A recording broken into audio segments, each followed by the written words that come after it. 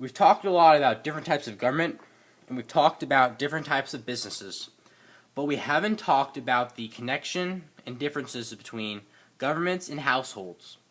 Households we often consider to be people, and there are key factors we consider with them. The first is, for households, or people, consumer sovereignty. Now, what is consumer sovereignty?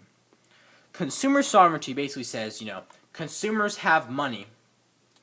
Businesses need to make what consumers want because consumers will buy them.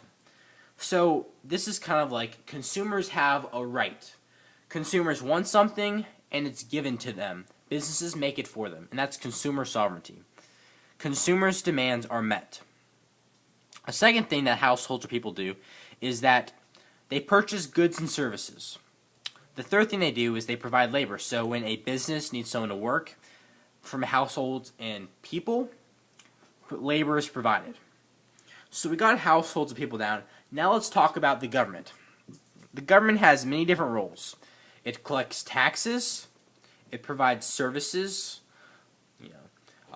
different services, and it also regulates. This is what we think most that the government does. And under regulation category, there are certain things we need to talk about. The first thing it does for regulation is it sets economic rules.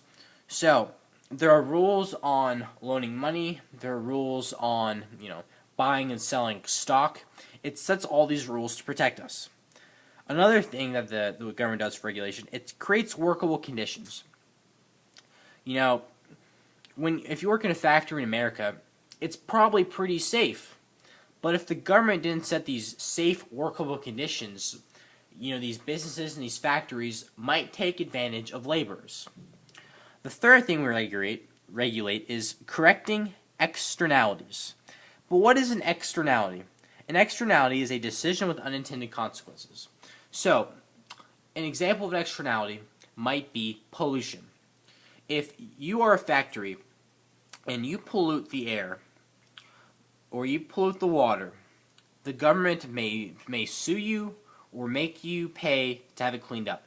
And that is correcting an externality.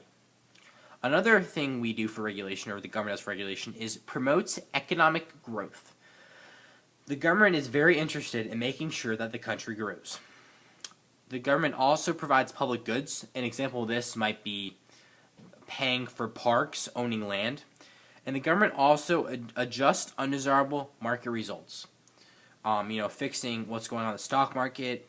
If the government's unhappy with wealth distribution, it might, implement different policies to fix that.